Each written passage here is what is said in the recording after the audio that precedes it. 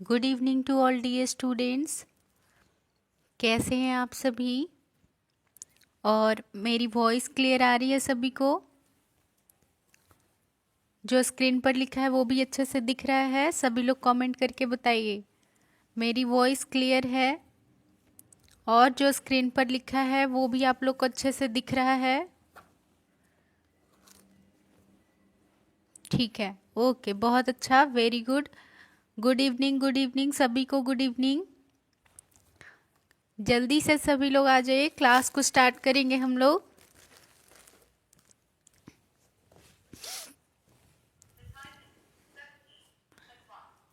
Good evening सभी को। हाँ, सभी लोग आ जाइए, क्लास को हम स्टार्ट करेंगे। सभी लोग आ जाइए। कैसी चल रही है आप लोग की तैयारी? कमेंट में बताइए कैसी चल रही है आप लोग की तैयारी।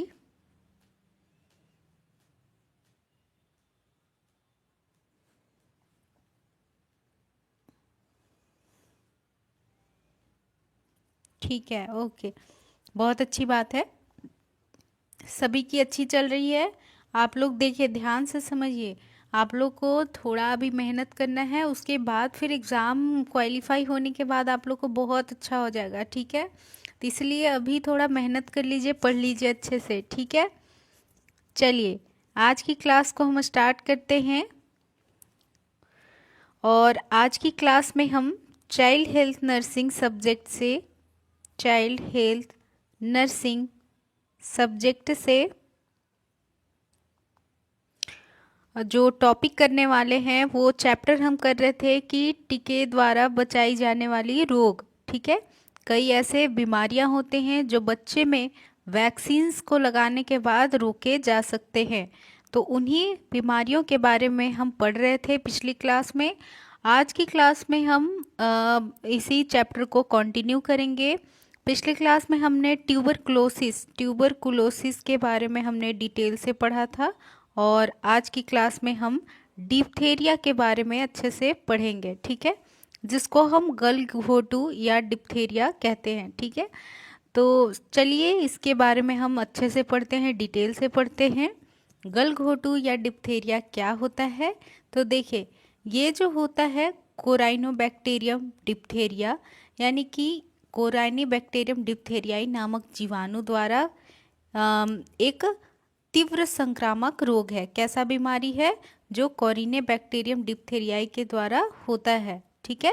यानी ये एक बैक्टीरियल इन्फेक्शन है जो कोरिने बैक्टीरिया डिप्थेरियाई नाम के बैक्टीरिया से होता है, ठीक है? अब देखिए, ये जीवाणु सामान्यतः हमारे ऊपरी श्वसन तंत्र में प्रवेश कर संख्या में वृद्धि करते हैं एवं गतिशाली विषैली पदार्थ, जिसको हम एक्सोटॉक्सिन कहते हैं, ये उत्पन्न करते हैं।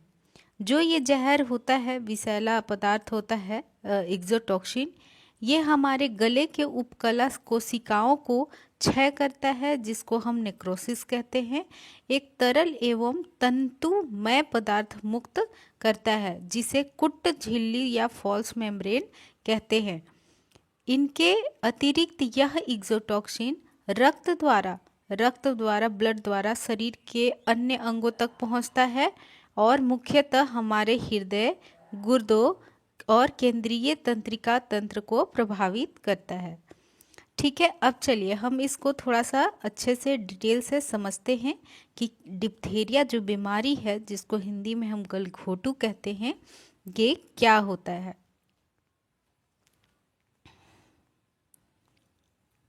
देखिए, डिप्थेरिया या गलघोटू जिसको हम कहते हैं, समझिए। जैसे ये एक इंसान है कि इसका नाक हो गया, ठीक है? अब समझिए, डिप्थेरिया जो है वो एक इन्फेक्टेड पर्सन से दूसरे इन्फेक्टेड पर्सन में फैलने वाला बीमारी है, जिसको हम इंग्लिश में कम्युनिकेबल डिजीज कहेंगे, ठीक है? कम्युनिकेबल डिजीज यानी एक इंसान से दूसरे इंसान में फैल सकता है। दूसरी बात, दूसरी बात कि ये जो है कोरिने बैक्टीरियम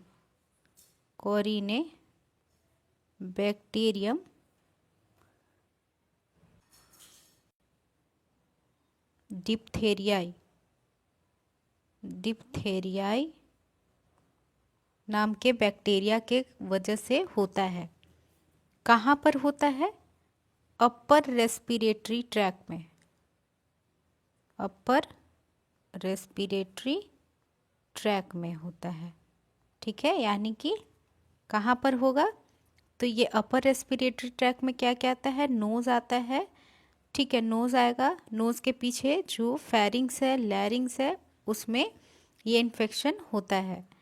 होता क्या है कि इसमें ये जो बैक्टीरिया है कोरिने बैक्टीरियम डिप्थेरियाई, ये एक टॉक्सिन निकालता है, एक पॉइजन, एक विष निकालता है, जिसको हम एक्सोटॉक्सिन कहते हैं। ठीक है, एक्सोटॉक्सिन नाम का एक पॉइजन, एक विष निकालता है, जो क्या करता है कि यहाँ पर जो फेरिंग्स है, यहाँ पर जो फेरिंग्स है, इसके अंदर वाइट टाइप का, फेरिंग्स के अंदर यहाँ पर वाइट टाइप का झिल्ली बन जाता है। फेरिंग्स के अंदर एक वाइट जैसा झिल्ली बन जाता है, जिसको हम इससे बना देती हूँ। यहाँ पर झिल्ली बन जाता है फेरिंग्स में, इसी एक्सोटॉक्सिन्स के वजह से, जिसको हम स्यूडो मेम्ब्रेन या फॉल्स मेम्ब्रेन कहते हैं। इसको हम स्यूडो मेम्ब्रेन, एक उजला तरह का झिल्ली बन जाता है, जिसको हम झूठा झिल्ली या फॉल्स झिल्ली या फिर स्यूडो मेम्ब्रेन कहते हैं।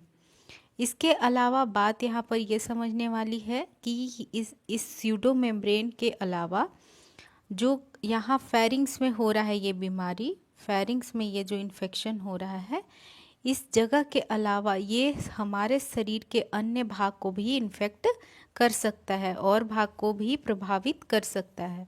कौन कौन सा भाग हो सकता है? तो हो सकता है ये हमारी किडनी। ठीक है, ये कौन कौन से भाग में फैल सकता है? किडनी में, गुर्दे में। ठीक है, और हमारे आपका लंग्स हो गया, हार्ट हो गया, हृदय हो गया। ठीक है, हृदय हो गया, तो और भी पार्ट में, बॉडी के अन्य भाग में भी ये डिप्थीरिया नाम का बीमारी फैल सकता है। क्लियर है सभी को? बताइए, यहाँ तक सभी को अच्छे से समझ में आ गया? फिर से समझिए, डिप्थीरिया रोग को हम हिंदी में गलघोटू कहते हैं, गलघोटू कहते हैं।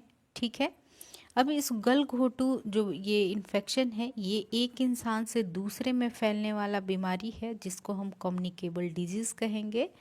दूसरी बात कि ये कोरिने बैक्टीरियम डिप्थेरियाई जो बैक्टीरिया है, इससे इन्फेक्शन के कारण होता है। नाम याद रखिएगा, कोरिने बैक्टीरियम डिप्थेरियाई। ये कौन से भाग में सबसे ज़्यादा इन्फेक्शन करता है? तो हमारा जो श्वसन तंत्र है, रेस्पिरेटरी ट्रैक है, उसके ऊपरी भाग में। ठीक है, रेस्पिरेटरी ट्रैक के ऊपरी भाग में सबसे ज़्यादा ये इन्फेक्शन करेगा। इसके बाद ये बैक्टीरिया एक जहर, एक पॉइजन निकालता है, जिसको हम एक्सोटॉक्सिन कहते हैं। और इससे क्या बनता है? इससे एक मेम्ब्रेन बनता है गले में, इससे एक उजला सा मेम्ब्रेन बनता है, जिसको हम स्यूडो मेम्ब्रेन कहते हैं। गले के अलावा ये इन्फेक्शन किडनी, लंग्स, हार्ट, इन जगहों पर भी हो सकता है। बताइए, यहाँ तक सभी को अच्छे से क्लियर हुआ? डिप्थेरिया का अच्छे से समझ में आ गया?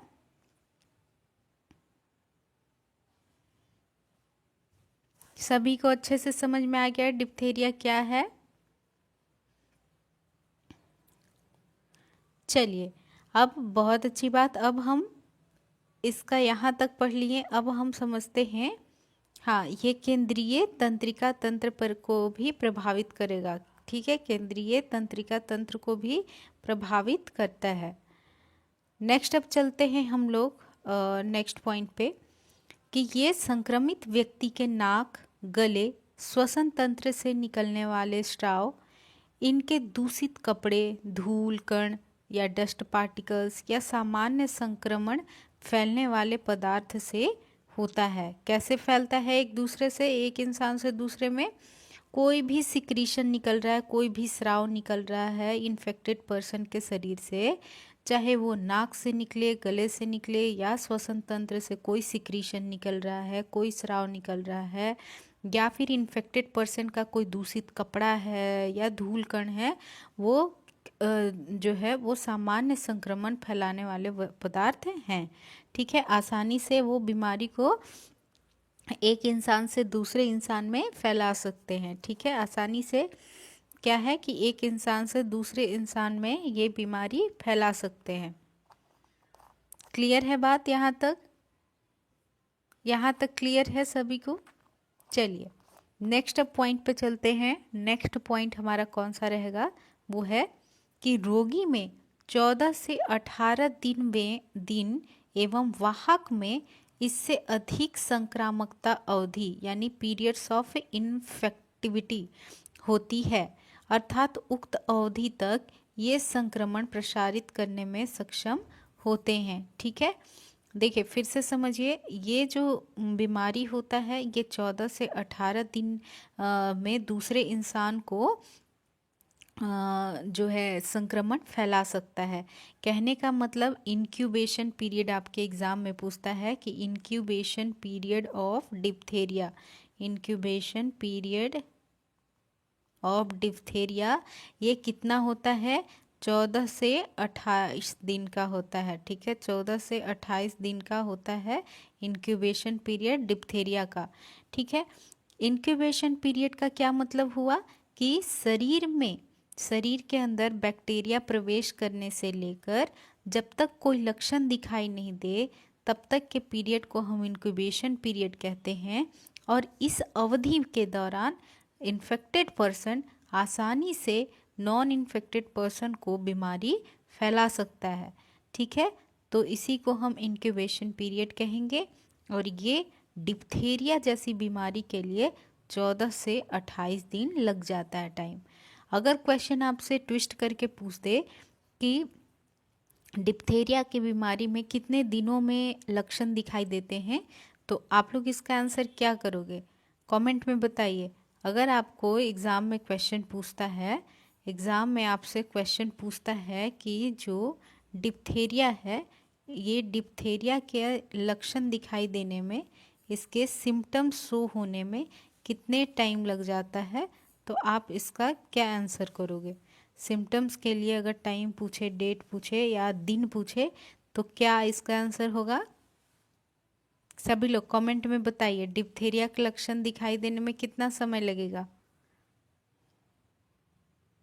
बिल्कुल 14 से 28 दिन समय लगेगा, है ना?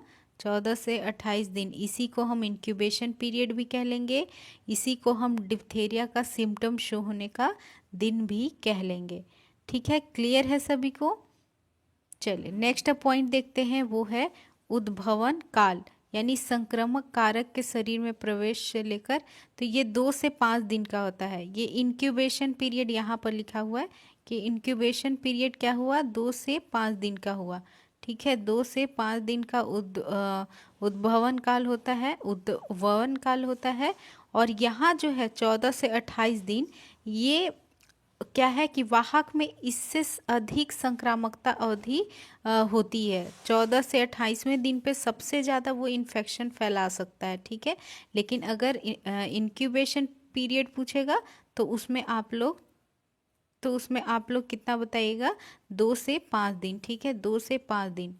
इंक्यूबेशन पीरियड पूछेगा तो 2 से 5 दिन बताइएगा। अगर पूछेगा कि सबसे ज़्यादा अगर संक्रामक अवधि कब होता है, तो वो होता है 14 से 28 दिन का। ठीक है, क्लियर है ये दोनों पॉइंट? ये दोनों पॉइंट सभी को अच्छे से क्लियर हो गया? ठीक है, ओके। चलिए अब हम नेक्स्ट देखते हैं। लास्ट में इसमें पॉइंट दिया है कि यह संक्रमण 1 से 5 वर्ष तक के बच्चों में सबसे अधिक होता है। ठीक है, 1 वर्ष से 5 वर्ष के उम्र वाले बच्चे में सबसे अधिक ये संक्रमण देखने को मिलता है। फिर से देखिए, समझिए कि गलघोटू के बारे में क्या क्या पॉइंट्स बताए गए, कैसे फैलता है। तो ये व्यक्ति के, संक्रमित व्यक्ति के नाक, गले, श्वसन तंत्र से जो भी सिक्रीशंस निकलते हैं, उसके दूषित कपड़े, धूल कण से सामान्य संक्रमण फैलते हैं एक पर्सन से दूसरे में।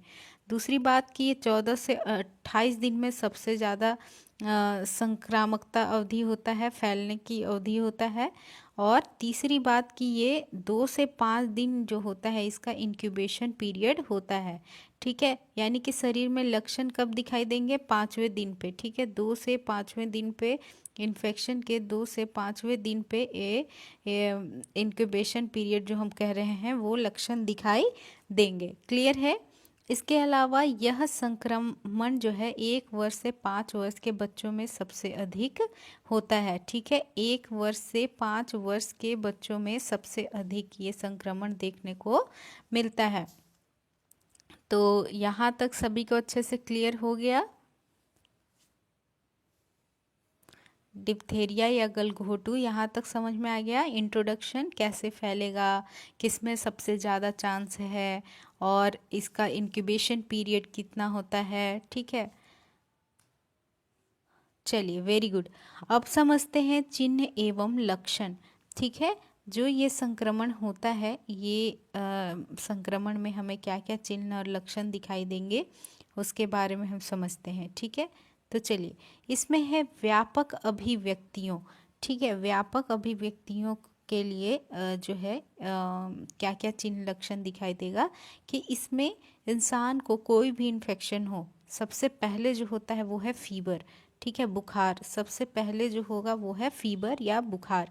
इसके अलावा हेडेक रहेगा और भूख में कमी आएगी, ठीक है। जो इंसान आ रहा जा रहा है तो वैसे इंसान को अगर इन्फेक्शन होता है तो उसमें फीवर, हेडेक और भूख में कमी होगी। इसके अलावा स्थानीय अभिव्यक्तियाँ जो होते हैं, एक जगह के जो लोग आसपास में रहते हैं तो उसमें जो ये होता है, इन्फेक्शन होता है, तो ऐसी स्थिति में जो सिम्टम दिखेंगे वो है नसिका डिप्थेरिया। सबसे पहले नाक में इन्फेक्शन होता है, उसके बाद ऊपरी होंठ पर त्वचा विदारण यानी कि एक्सकोरिएशन होगा। क्या होगा? त्वचा जो है, ऊपरी होंठ का त्वचा निकलने लगेगा, इसी को हम एक्सकोरिएशन कहते हैं। इसी को हम क्या कहते हैं? एक्सकोरिएशन कहते हैं। जो ऊपरी होंठ पर त्वचा मतलब निकलने लगता है उसी को हम एक्सकोरिएशन कहते हैं। नेक्स्ट है फॉशियल डिप्थेरिया। फॉशियल डिप्थेरिया ये सब ये क्या होता है? फॉशियल डिप्थेरिया होता है जो पहले से अगर हुआ है, पहले से शरीर में प्रेजेंट है डिप्थेरिया बीमारी, तो उसको। और इसके बाद है गले में खराश। इंसान को जब भी डिप्थेरिया का इन्फेक्शन होता है तो गले में मोस्टली होता है, तो इस कारण क्या होगा? गले में खराश होगा, जिसको हम इंग्लिश में सोर थ्रोट कहते हैं। निगलने में परेशानी होगी क्योंकि गले में क्या हो जाएगा? एक झिल्ली सा बन जाता है, जिसके कारण फूड को गले में निगलने में दिक्कत होता है। इसी को इंग्लिश में हम डिस्फेजिया कहते हैं, डिस्फेजिया। नेक्स्ट है आवाज़ बैठना, जिसको हम मफल्ड वॉइस कहते हैं, ठीक है। जिसमें इंसान का आवाज़ क्या हो जाता है? बैठ जाता है, क्लियर वो बोल नहीं पाता है। हल्का बुखार होगा, लो ग्रेड फीवर जिसको हम कहते हैं वो होगा। तो फिर से देखिए क्या क्या होता है स्थानीय अभिव्यक्ति में। नसिका डिप्थेरिया, ऊपरी होंठ पर त्वचा विदारण। फॉशियल डिप्थेरिया, ठीक है, गले में खराश होगा, निगलने में परेशानी होगी, आवाज़ बैठता है, हल्का बुखार आता है, ठीक है। ये सभी चीज़ें हमें देखने को मिलता है स्थानीय अभिव्यक्ति में, ठीक है। स्थानीय अभिव्यक्ति में ये सब देखने को मिलता है। अब ये तो हो गया यहाँ पर बात चिन्ह एवं लक्षण, ठीक है। चिन्ह एवं लक्षण में यही मोस्टली जो है फीवर, हेडेक, भूख में कमी, यही सब होगा। और अगर एक जगह पे कहीं डिप्थेरिया होगा बॉडी में, गले में, तो उसके नोज से स्टार्ट होगा, फिर होंठ फटने लगेंगे, और फॉशियल डिप्थेरिया होगा, गले में खराश होगा, निगलने में दिक्कत होगा, आवाज़ नहीं निकलेगा, और हल्का फीवर होगा, ठीक है। इन सभी के अलावा अब जो एक और चीज़ होता है कि हम किस तरह से इस बीमारी को बचाव करते हैं और नियंत्रण करते हैं, ठीक है। इस बीमारी से अपने आप को बचाना और नियंत्रण करना, उसी को बोलते हैं प्रिवेंशन एंड कंट्रोल, ठीक है। Prevention and control. तो इसमें देखिए रोगी एवं वाहक स्तर पर at the level of case and carrier, ठीक है, at the level of case and carrier. इसमें क्या है कि शीघ्र पहचान यानी अर्ली डिटेक्शन करते हैं। डिप्थेरिया का रोगी पाए जाने पर परिवार एवं विद्यालय में उसके संपर्कों में रोगी एवं वाहकों की सक्रिय तलाश करनी चाहिए, ठीक है। इस हेतु संपर्कों के नाक एवं गले से पाहा, जिसको हम स्वैब लेकर कल्चर जांच द्वारा डिप्थेरिया कारक जीवाणु की उपस्थिति की जांच की जाती है, ठीक है। हम सबसे पहले क्या करते हैं, रोगी को मतलब रोग को बचाने के लिए, नियंत्रण करने के लिए, इसमें हम सबसे पहले रोगी और वाहक स्तर पर देखते हैं। यानी कि इसमें हम पेशेंट और जो जिसके कारण फैल रहा है बीमारी, जिसको हम कैरियर कहते हैं, वाहक कहते हैं, इनको हम पता करेंगे। तो सबसे पहले अर्ली डिटेक्शन, शीघ्र पहचान हम कैसे करेंगे कि जो भी डिप्थेरिया का रोगी होगा उसको हम पहचानेंगे, उसके परिवार, उसके स्कूल में अगर कोई है या उसके कोई कांटेक्ट में है जिसके कारण इंसान को बीमारी हुआ, ये सभी की पहचान करने के लिए उसके कांटेक्ट वालों, परिवार और विद्यालय के लोगों के नाक और गले से हम एक जो सिक्रीशन होगा वो स्वैब के थ्रू, जो मतलब रुई होता है, कॉटन होता है, उसमें स्वैब के थ्रू हम क्या करते हैं, गले से थोड़ा सिक्रीशन लेते हैं और उसको लैब में भेज देते हैं कल्चर के लिए। कल्चर टेस्ट में क्या होता है कि एक इस तरह से पेट्री डिश होता है, एक कंटेनर होता है जिसमें हम उस स्वैब को टच कर देते हैं और एक न्यूट्रिटिव मीडियम डाल देते हैं, न्यूट्रिशन वाला मीडियम डाल देते हैं, ताकि जिस बैक्टीरिया के कारण इन्फेक्शन हुआ है उसका वहाँ पर मल्टीप्लिकेशन हो जाए और फिर हम आसानी से माइक्रोस्कोप में देखकर पहचान लें कि किस बैक्टीरिया या माइक्रो ऑर्गेनिज्म के कारण इन्फेक्शन हुआ है। इसके लिए हम कल्चर टेस्ट करते हैं, ठीक है, क्लियर है। तो देखिए, ऐसे लोगों जो रोगी के आसपास के हैं उनको हम कल्चर टेस्ट करवाएंगे, उनको हम नाक, मुंह और गले से जो सिक्रीशन है उसको हम लैब में भेजते हैं और जीवाणु की जांच करते हैं।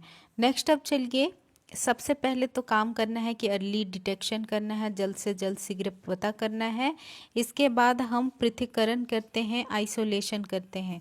आइसोलेशन में जो भी रोगी है और उससे संभावित रोगियों और वाहकों को, यानी जो बीमारी फैला रहे हैं, उनको तुरंत कम से कम 14 दिन तक या संक्रमक मुक्त साबित होने तक अलग करके रखना होता है, पृथक करके रखना होता है, ठीक है। जो भी बीमारी फैला रहे हैं या जिनको भी बीमारी है तो उनको हम क्या करेंगे, पृथक करके रखते हैं, अलग करके रखते हैं, ठीक है। इसके अलावा रोगी एवं संभावित रोगी का उपचार करते हैं। कैसे करेंगे, रोगी और या होने वाले जो बीमारी है जिनको भी हुआ है, तो ऐसे संभावित रोगी को, व्यक्ति को कैसे उपचार करते हैं वो देखिए। रक्त में उपस्थित एक्सोटॉक्सिन, जो बैक्टीरिया है वो जहर जो निकालता है, विष जो निकालता है, उसको हम एक्सोटॉक्सिन कहेंगे।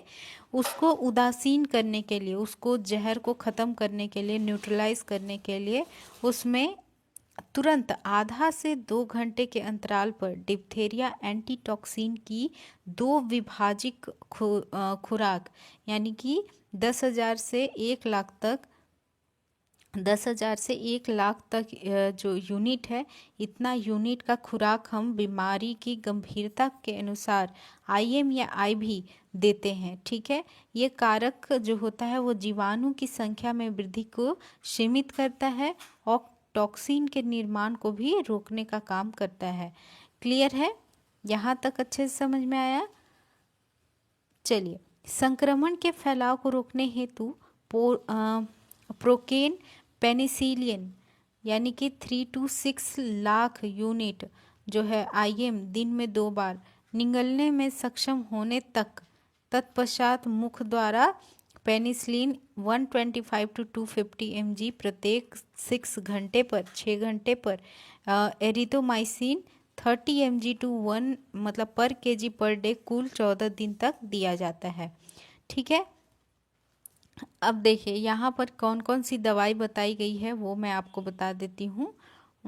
देखिए, सबसे पहले तो जो पॉइजन होता है, जो जहर होता है, जो बैक्टीरिया से निकलता है, उसको हम एक्सोटॉक्सिन कहते हैं। ठीक है, एक्सोटॉक्सिन कहते हैं। अब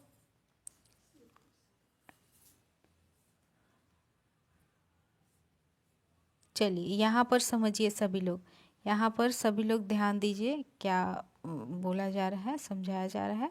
तो देखिए इसमें हम कैसे ट्रीटमेंट करते हैं, ट्रीटमेंट के बारे में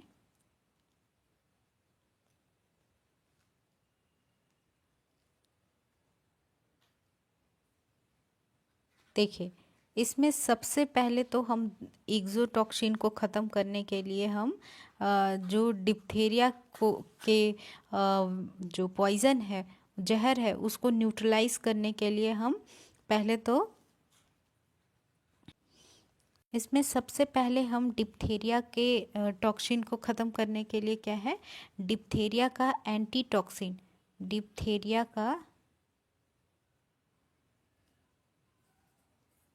डिप्थेरिया का एंटीटॉक्सिन एंटीटॉक्सिन इंजेक्शन आईएम या आईवी लगा देंगे। ठीक है, ये 10,000 से 1 लाख तक यूनिट, इंटरनेशनल यूनिट इसका डोज होता है। ठीक है, इसका डोज होता है इस वैक्सीन का। इसके अलावा हम प्रोकेन, पेनिसिलिन पेनिसिलिन का इंजेक्शन लगाते हैं। ठीक है, ये एंटीबायोटिक होता है पेनिसिलिन, पेनिसिलिन का इंजेक्शन लगाते हैं। ठीक है, 3 से 6 लाख तक का होता है इसमें। अब इसके बाद जब इंसान को ये इंजेक्शन है, पेनिसिलिन का इंजेक्शन हम लगाते हैं, क्योंकि इंसान गले के थ्रू कुछ भी खा नहीं पाता है, इसीलिए जब वो थोड़ा बेहतर हो जाए और गले से खाने पीने लगे, तब हम उसको टैबलेट के फॉर्म में ये पेनिसिलिन का एंटीबायोटिक दे देते हैं। ठीक है, जो 150 से 250 mg का होता है, 150 से 250 mg का डोज होता है। इतना हम ट्रीटमेंट में करते हैं। फिर से देखिए, ट्रीटमेंट में हम क्या करेंगे, डिप्थेरिया का एंटीटॉक्सिन दे देंगे, आईएम मसल्स में दे सकते हैं या नस में दे सकते हैं। इसका जो डोज है वो है 10,000 से 1 लाख तक का। पेनिसिलिन जो है वो 3 से 6 लाख इसका यूनिट होता है इंजेक्शन में, और टैबलेट के फॉर्म में जब इंसान गले से खाने लगेगा तब हम टैबलेट के फॉर्म में 150 से 250 mg का टैबलेट दे देंगे। इससे क्या हो जाएगा, डिप्थेरिया का इन्फेक्शन ठीक हो जाएगा। तो ये हो गया ट्रीटमेंट का। क्लियर है सभी को?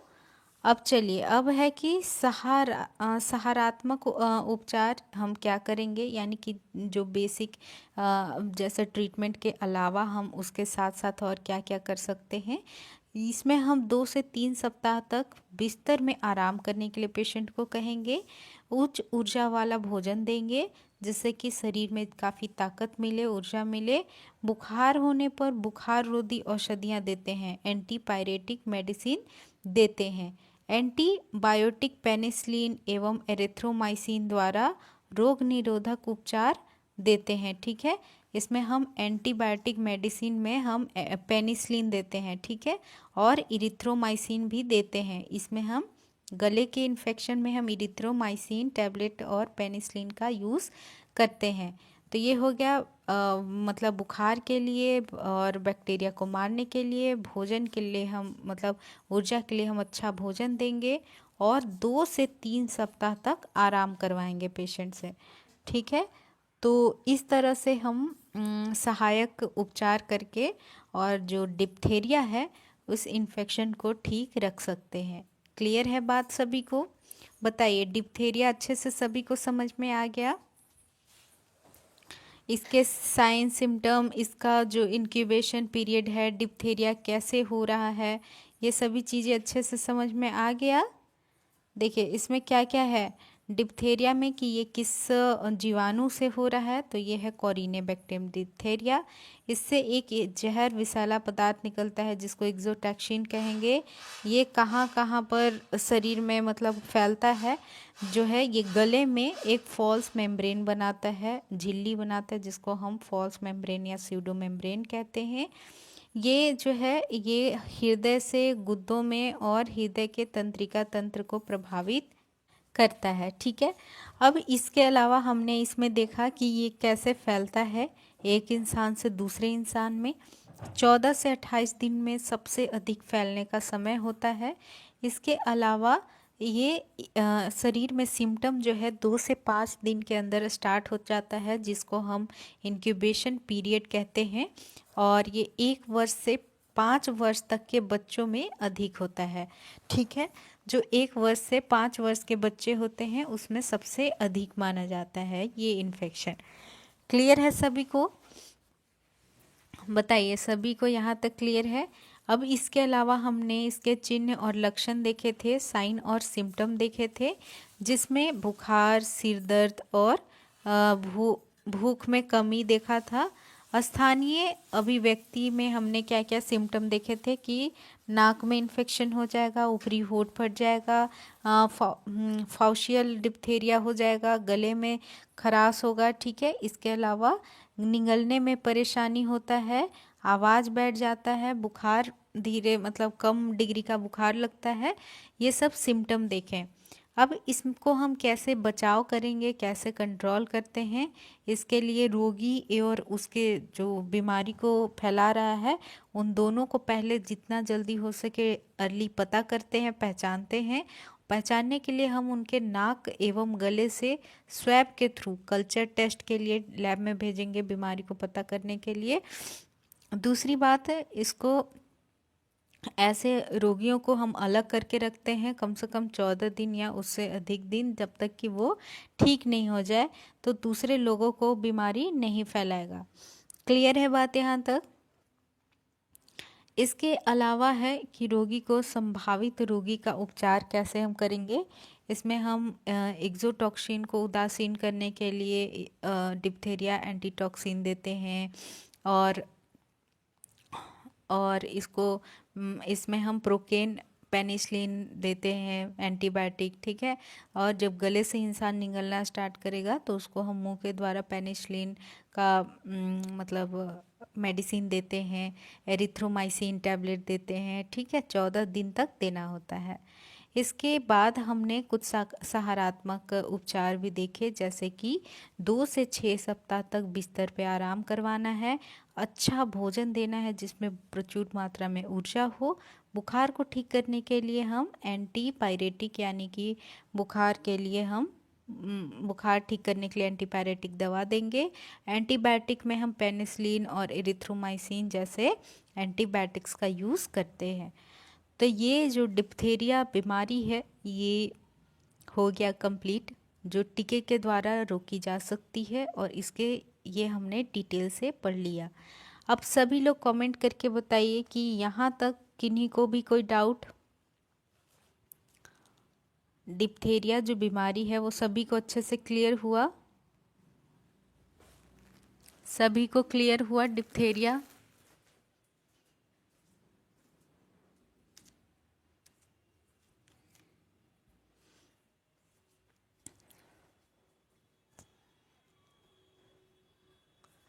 ठीक है, बहुत अच्छी बात है। अब हम लोग आज एक और हम लोग पॉइंट पढ़ लेंगे, एक और हम लोग टॉपिक पढ़ेंगे। वो है दूसरी बीमारी है, वो है कुकुर खांसी। इसी को हम पर्ट्यूसिस कहते हैं या फिर कुफिंग कफ या पर्ट्यूसिस, ठीक है। कुकुर खांसी या पर्ट्यूसिस, वूपिंग कफ जिसको कहा जाता है, ठीक है। तो इसके बारे में हम पढ़ेंगे। और यहाँ पर हम क्या पढ़ते हैं कि जो वूपिंग का कफ होता है, इसमें हम देखते हैं कि पेशेंट को, बच्चे को बहुत ही तेज़ खांसी होती है, ठीक है। क्या होता है? बहुत ही तेज़ खांसी होता है, बहुत ही ज़्यादा बच्चा लगातार खांसते रहता है लंबे समय तक। उसी को हम क्या कहते हैं? वूपिंग कफ या पर्ट्यूसिस कहते हैं, ठीक है। वूपिंग कफ या पर्ट्यूसिस कहते हैं। क्लियर है बात सभी को? बताइए, यहाँ तक सभी को अच्छे से क्लियर हुआ? अब चलिए इसमें देखिए, यह बोर्टेला पर्ट्यूसिस जो है उस नाम का जीवाणु द्वारा जनित तीव्र श्वसन तंत्र संक्रमण है। यह मुख्यतः 5 वर्ष तक के बच्चों को प्रभावित करता है। इसे 100 दिन की खांसी या कफ ऑफ 100 डेज के नाम से भी जाना जाता है, ठीक है। जैसे ये बॉर्डेटेला पर्ट्यूसिस बैक्टीरिया की वजह से होता है, ठीक है। जो इसका कारक है, जो इसको करने वाला बीमारी है, वो है बॉर्डेटेला पर्ट्यूसिस, ठीक है। तो ये बॉर्डेटेला पर्ट्यूसिस के कारण होता है और 100 दिन तक बच्चा लगातार खांसते रहता है। 5 वर्ष से कम जो उम्र का बच्चा होता है उसको सबसे ज़्यादा ये इन्फेक्शन होता है। और ये किस में होता है? श्वसन तंत्र में होता है, ठीक है। खांसी किस में होगा? श्वसन तंत्र में होगा। क्लियर है यहाँ तक? सभी को यहाँ तक पॉइंट क्लियर हुआ? बताइए, कमेंट में बताइए। उपिंग कफ या जिसको हम पर्ट्यूसिस कह रहे हैं, ये आप लोग को अच्छे से क्लियर हुआ?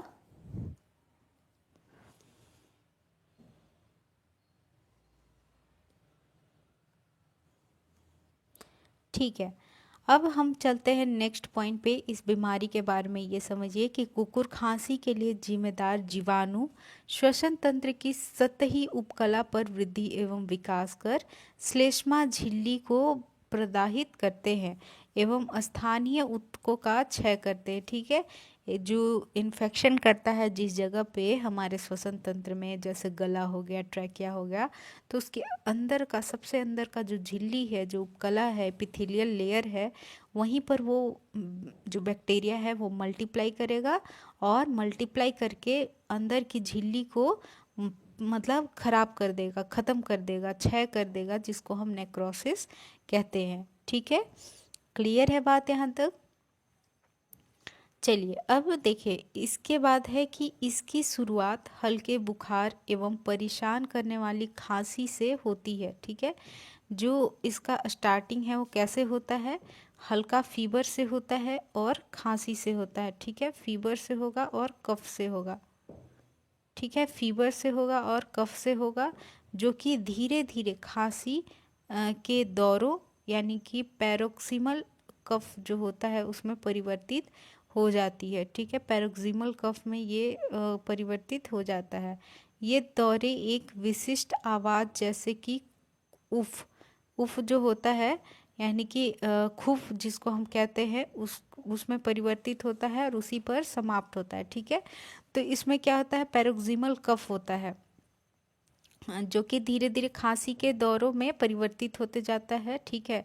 बहुत तेज इंसान को, बच्चे को तेज खांसी होता है, इरिटेटिंग कफ होता है, और ये उसका आवाज़ जो है वो धीरे धीरे कुफ की आवाज़ में परिवर्तित हो जाता है, ठीक है। क्लियर है सभी को? जो, हाँ, यही याद रखना है आपको, स्टार पॉइंट रखना है कि पर्ट्यूसिस में क्या होता है?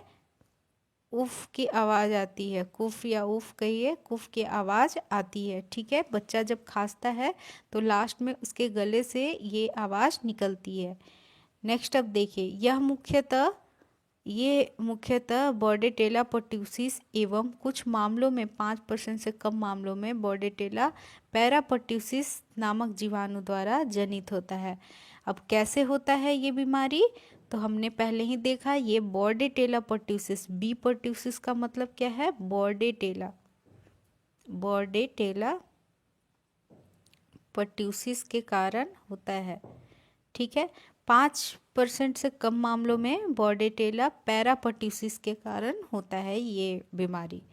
नेक्स्ट अब चलते हैं पैराग्राफ में, वो है कि कुकुर खांसी या पर्ट्यूसिस से पीड़ित व्यक्ति संक्रमण का स्रोत होता है। जो भी ये बीमारी जिसको भी होती है तो उस इंसान को क्या होता है? संक्रमण होता है, इन्फेक्शन होता है। इस संक्रमण के लिए पहले कुकुर खांसी या पर्ट्यूसिस से हल्के रूप में पीड़ित रोगी, जिसको हम माइल्ड केसेस कहते हैं, एवं पहचान से छूटे रोगी, जिसको हम अनरिकॉग्नाइज्ड केस कहते हैं, उसके लिए जिम्मेदार होते हैं, ठीक है। जो ये बीमारी से पीड़ित रहेगा, जो भी इस बीमारी से पीड़ित रहेगा, तो उसको कुकुर खांसी या पर्ट्यूसिस से ये मतलब माइल्ड केस रहेगा, हल्का फुल्का पीड़ित रहेगा, और उसको पहचान से छूटे जो रोगी होंगे उसके लिए जिम्मेदार होते हैं, ठीक है। यानी कहने का मतलब है कि पीड़ित व्यक्ति संक्रामक का स्रोत होता है, हमेशा दूसरे को फैलाएगा बीमारी, ठीक है। जिसको भी इन्फेक्शन होगा वो दूसरे को तो फैलाएगा ही बीमारी, और प्रायः ये हल्के रूप से पीड़ित रोगी के द्वारा फैलता है, या फिर जिसको हम पहचान नहीं सकते हैं कि उसको पर्ट्यूसिस है, तो वो ऐसे लोग सबसे ज़्यादा बीमारी फैलाते हैं, क्योंकि ये लोग को पता नहीं होता है कि इनमें बीमारी है, इन्फेक्शन है, और फिर वो बिना मास्क के या बिना आइसोलेशन के ही रहते हैं। इसके बाद है कि संक्रमित व्यक्ति के खांसने, छींकने, बोलने या थूकने के दौरान नाक, गले, श्वसन तंत्र से निकलने वाले स्राव, जिसको हम ब्रोंकियल सिक्रीशंस कहते हैं, एवं इनसे दूषित पदार्थ मुख्य संक्रामक पदार्थ होते हैं। ठीक है, इसमें क्या होता है कि जो भी संक्रमित व्यक्ति है, जो इन्फेक्टेड पर्सन है, अगर वो छींक दिया या खांस दिया, या यदि वो छींक दिया या खांस दिया, या उसका जो भी सिक्रीशन निकलता है गले से, उससे क्या है, आसानी से संक्रमण फैलता है। क्लियर है? जो भी, अब एक बात यहाँ पर समझिए आप लोग कि जो भी इंसान को श्वसन तंत्र का इन्फेक्शन होगा, संक्रमण होगा, तो वो खांसता है, छींकता है, बोलता है, थूकता है, तो उससे आसानी से फैल जाता है। ठीक है, बीमारी। नेक्स्ट अब पॉइंट पे चलते हैं, वो है संक्रमण के 1 सप्ताह के बाद। संक्रमण के 1 सप्ताह के बाद खांसी के दौरों यानी कि पैरोक्साइमल कफ जो होता है, उसकी शुरुआत के 3 सप्ताह बाद तक की अवधि संक्रामकता अवधि कहलाती है। कब तक सबसे ज़्यादा फैलेगा? तो 3 सप्ताह के बाद तक, 3 वीक्स के 3 सप्ताह के बाद तक बीमारी जो है बहुत ज़्यादा फैलता है। ठीक है, खांसी के इसमें दौरे होते हैं बहुत तेज, पैरोक्साइमल कफ जो, जिसको हम कहते हैं कि बहुत तेज खांसी की दौरे है, तो ये 1 सप्ताह से लेकर 3 सप्ताह तक बहुत सबसे ज़्यादा फैलता है। ठीक है, 1 to 3 वीक्स। नेक्स्ट है कि यह संक्रमण, जो इन्फेक्शन है, वो 5 वर्ष से छोटे बच्चों, मुख्यतः 1.5 से 2.5 वर्ष तक का, जो भी 1.5 से 2.5 वर्ष तक का बच्चा होता है, 1.5 से 2.5 वर्ष का बच्चा होता है, उसको अधिक प्रभावित करता है। ठीक है, 1.5 से 2.5 वर्ष का बच्चा जो होता है, उसमें सबसे ज़्यादा ये इन्फेक्शन होने का चांस होता है। इसके होने की दर, इसका जो इंसिडेंस होता है और जो फेटेलिटी होता है, घातकर्ता होता है, वो लड़कों की तुलना में लड़कियों में सबसे अधिक होता है। ठीक है, सबसे ज़्यादा जो केस है इन्फेक्शन का और डेथ का, वो लड़कियों में सबसे अधिक होता है, गर्ल्स में सबसे ज़्यादा होता है रेदर देन बॉयज़। ठीक है, क्लियर है बात? चलिए, तो इसके होने की दर जो है, इंसिडेंस जो है वो, और घातकर्ता जो है, फेटेलिटी जो है, वो लड़कों की तुलना में लड़कियों से अधिक होता है। नेक्स्ट अब चलते हैं, वृद्धावस्था काल 7 से 14 दिन का होता है।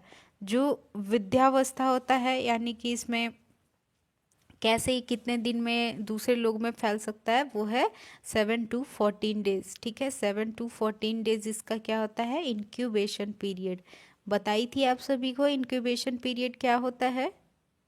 हाँ, तो दूसरे लोग में ये फैलने का जो टाइम होता है, वो 7 से 14 दिन के अंदर लोगों के अंदर फैलता है। क्लियर है बात यहाँ तक? फिर से देख लीजिए, सभी लोग ध्यान दीजिए। इसमें हमने बहुत सारे पॉइंट्स पढ़े। सबसे पहले तो ये जाना कि ये किस बैक्टीरिया से हो रहा है, वो है बॉर्डेटेला पर्ट्यूसिस। किस उम्र में हो रहा है? 5 वर्ष से कम बच्चे जो होते हैं उनको सबसे ज़्यादा होता है। कितने दिन की खांसी होती है? 100 दिन की खांसी होती है। ये कहाँ प्रभावित करता है? श्वसन तंत्र की जो अंदर की मेम्ब्रेन है, वहीं पर यह वृद्धि विकास करता है, वहीं पर क्षय करता है श्लेष्मा को। इसके अलावा इसके वजह से क्या आता है, बुखार होता है, खांसी होता है बहुत ज़्यादा, फिर खांसी के लगातार दौरे पड़ने लगते हैं, और इसमें एक अलग तरह की आवाज़ आती है जिसको हम कुफ कहते हैं। ठीक है, इसमें फिर हमने देखा कि ये मुख्यतः बॉर्डेटेला पर्ट्यूसिस या बॉर्डेटेला पैरापर्ट्यूसिस नाम के बैक्टीरिया से होता है। इसके अलावा हमने देखा कि ये कैसे व्यक्ति द्वारा संक्रमण फैल सकता है, जो कि पहले से जो इन्फेक्टेड हो पहले से, जिनको बीमारी हो, या जो छूटे हुए रोग हो, रिकॉग्नाइज्ड केसेस हो, पहले से पहचान से छूटे हैं, बीमारी है लेकिन अभी भी उनको पहचाना नहीं गया है, अभी भी उनका ट्रीटमेंट स्टार्ट नहीं हुआ है, वैसे रोगी से बहुत जल्दी ही इन्फेक्शन फैलता है। इसके बाद इन्फेक्शन खांसने, छींकने, थूकने, बोलने, इन सब से फैलता है, और ये 1 सप्ताह से 3 सप्ताह के बीच में सबसे अधिक इन्फेक्शन फैलता है। ठीक है, कौन से एज ग्रुप को होता है? 5 साल से कम उम्र के, 1.5 से जो 2.5 वर्ष के बच्चे होते हैं उनमें। और इसका जो होने का दर है वो लड़कियों में सबसे अधिक होता है लड़कों की तुलना में, और इन्फेक्शन जो है 7 से 14 दिन के अंदर मतलब सिम्टम दिखने लगता है। ठीक है, तो क्लियर है यहाँ तक सभी को? बताइए पर्ट्यूसिस के बारे में ये सभी पॉइंट जो हमने पढ़ा, आई होप आप सभी को अच्छे से क्लियर है, समझ आ रहा है।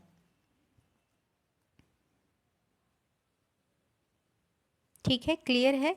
चलिए अब हम नेक्स्ट देखते हैं चिकित्सीय अभिव्यक्तियों। ठीक है, चिकित्सीय अभिव्यक्तियों जिसको हम क्लिनिकल मैनिफेस्टेशन कहेंगे। क्या क्या इसमें साइन सिम्टम दिखते हैं, इसी को हम क्लिनिकल मैनिफेस्टेशन को ही चिन्ह एवं लक्षण कहेंगे, साइन और सिम्टम्स। ठीक है, साइन और सिम्टम्स। ठीक है, चलिए क्लिनिकल मैनिफेस्टेशन या चिकित्सीय अभिव्यक्तियों में क्या क्या देखने को मिलता है। इसमें हम देखते हैं कि दृष्टि से संपूर्ण जो रोग की अवधि है, कोर्स ऑफ डिजीज, उसके 3 चरण में बांटा गया है। ठीक है, इसका जो साइन सिम्टम रहेगा वो हम 3 चरण के अकॉर्डिंग देखेंगे, 3 चरण में बांटेंगे। पहला है जुकाम अवस्था जिसको हम कैटेरल फेज कहेंगे, दूसरा है पैरोक्साइमल फेज, और तीसरा है पुनः स्वस्थ प्राप्ति अवस्था। ठीक है, तो पहला जो जुकाम का अवस्था होता है जिसको हम कैटेरल फेज कहते हैं, ये 7 से 10 दिन का होता है और सबसे अधिक संक्रामक काल माना जाता है।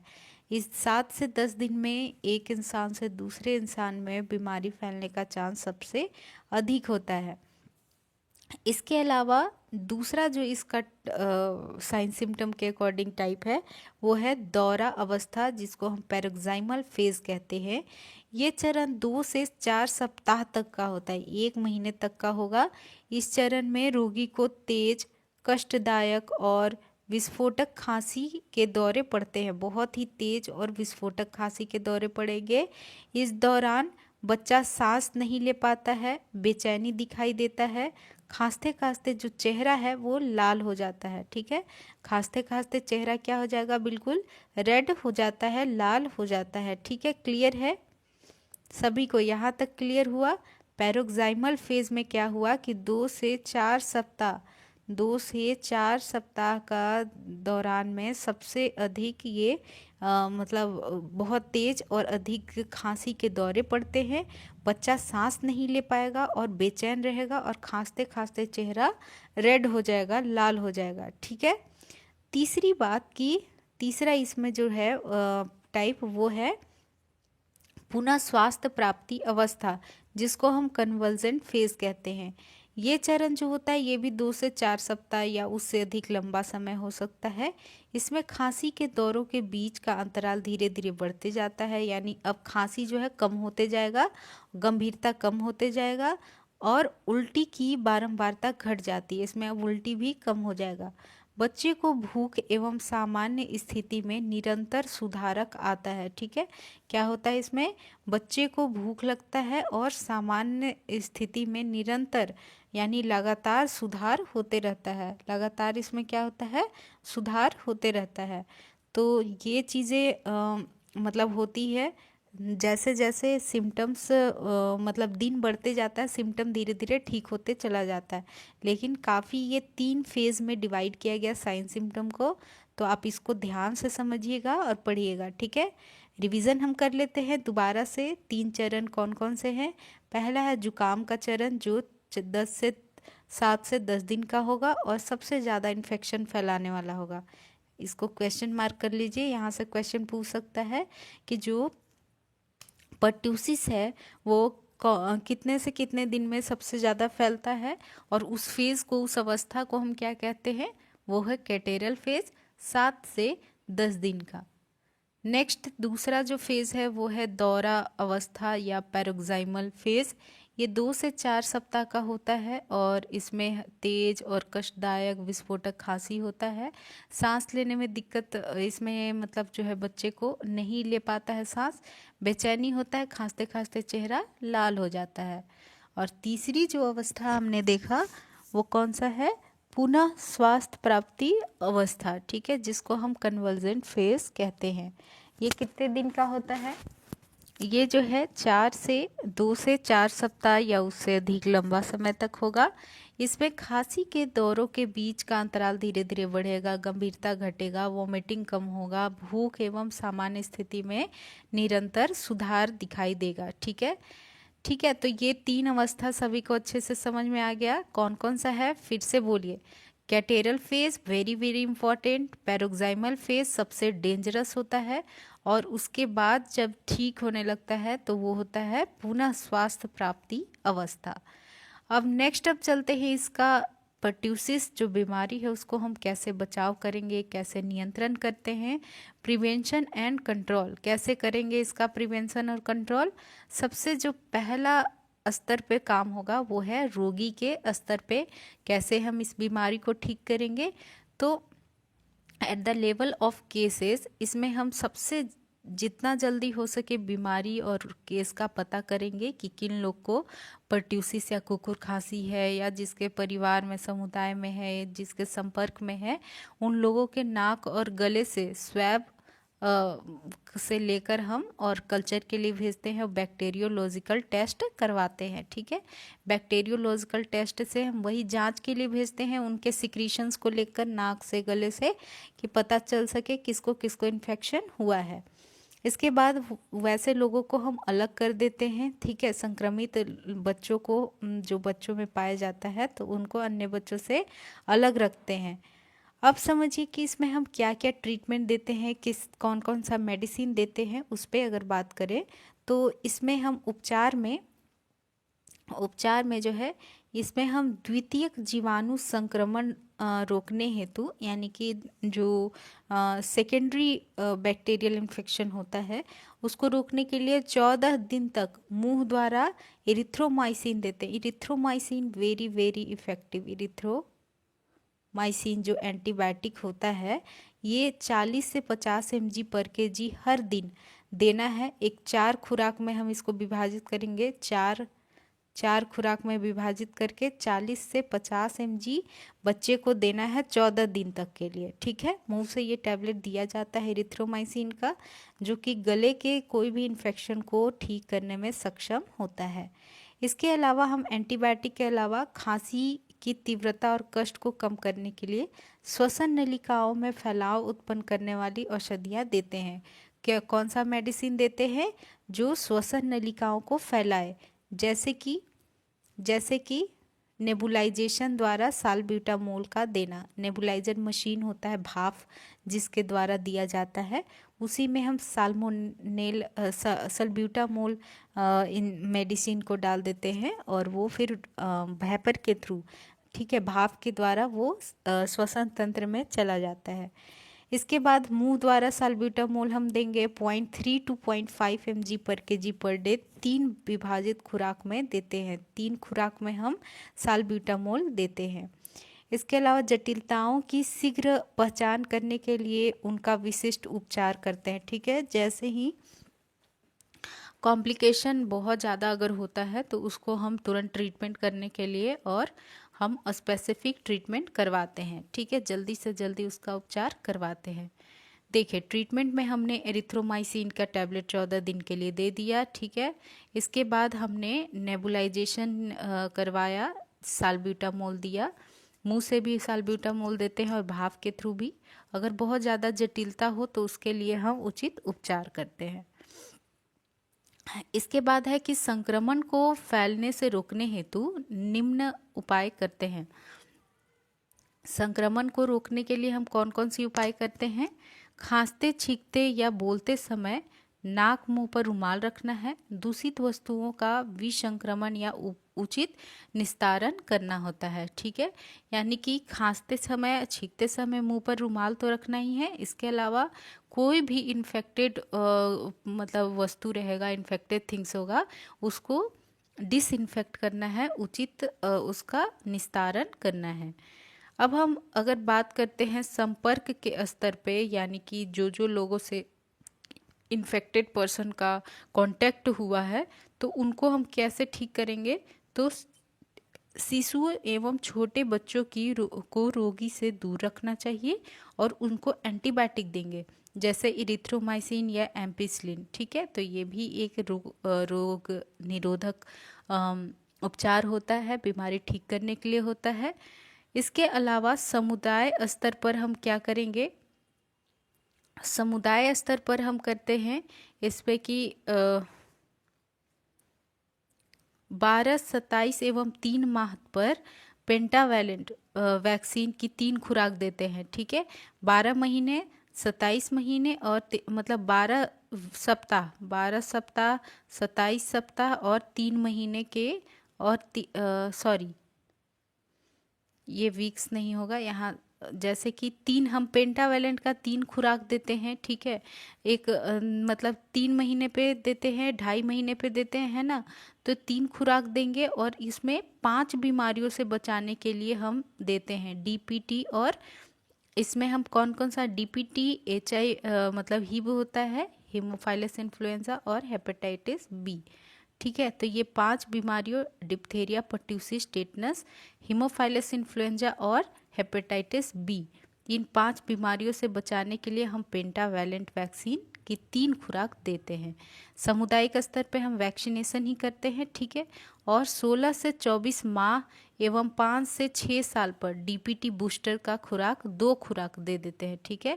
एक 16 से 24 माह पे और दूसरा 5 से 6 साल पर डीपीटी का 2 बूस्टर हम दे देते हैं। इससे क्या होगा, पर्ट्यूसिस का इन्फेक्शन को हम रोक सकते हैं सामुदायिक स्तर पे। तो ये हो गया आपका 3 स्तर पे। एक कि हम जो इंसान है, जो मेरे पास केस आया है, बीमारी आया है, उसको हम कैसे ठीक करते हैं, उसको हम सबसे पहले जल्दी से पहचानते हैं, फिर उसको हम लोगों से अलग करते हैं, फिर उसके लिए हम ट्रीटमेंट स्टार्ट करते हैं, मेडिसिन स्टार्ट करते हैं, जिसमें हम इरिथ्रोमाइसिन हो गया, नेबुलाइजेशन के थ्रू साल्ब्यूटामोल हो गया, ठीक है। और कोई कॉम्प्लिकेशन होगा तो उसका ट्रीटमेंट करवाते हैं।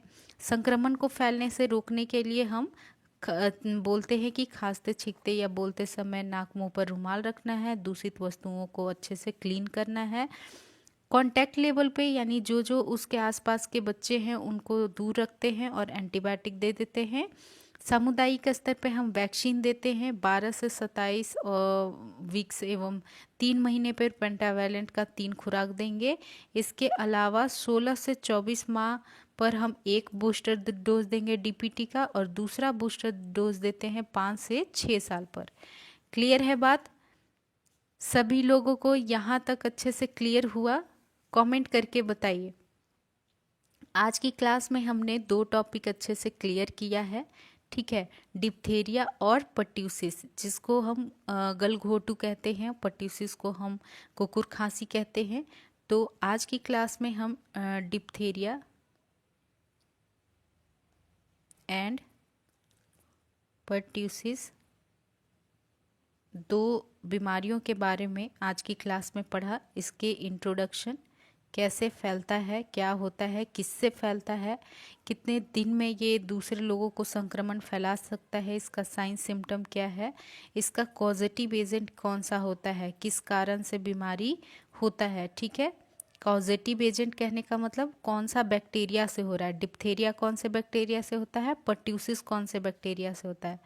फिर इसको हम किस तरह से ट्रीटमेंट करते हैं और प्रिवेंशन करते हैं, ठीक है। ट्रीटमेंट और प्रिवेंशन, इन दोनों चीज़ों को हम अच्छे से पढ़ते हैं। ट्रीटमेंट में हमने कई तरह के मेडिसिन्स देखे और प्रिवेंशन में हम किस तरह से दूसरे लोगों को बचा सकते हैं या उसी बच्चे को हम बाद में, मतलब किस तरह से बीमारी को हम रोक सकते हैं, इस चीज़ पे हमने अच्छे से डिस्कस किया है डिप्थेरिया और पर्ट्यूसिस के बारे में। तो आई होप आप सभी को अच्छे से क्लियर है, अच्छे से समझ में आया है ये पॉइंट्स। और आप लोग सभी इस पे बताइए, कमेंट करके अपना अपना आंसर दीजिए। कमेंट करके सभी लोग आंसर दीजिए।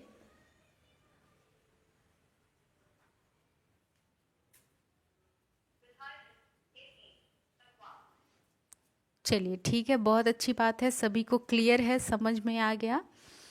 अब आज की क्लास में हम लोग बस इतना ही करेंगे, फिर हम लोग नेक्स्ट क्लास में पढ़ेंगे जो अदर टॉपिक है। टीकों के द्वारा बचाई जाने वाली कई अलग अलग तरह की बीमारियां अभी हम पढ़ेंगे। पिछली क्लास में हमने टीबी के बारे में पढ़ा था और इस क्लास में हमने डिप्थेरिया और पर्ट्यूसिस के बारे में अच्छे से पढ़ा। ठीक है, क्लियर है सभी को? चलिए, तो आज की क्लास में बस इतना ही। Thank you for this class, take care.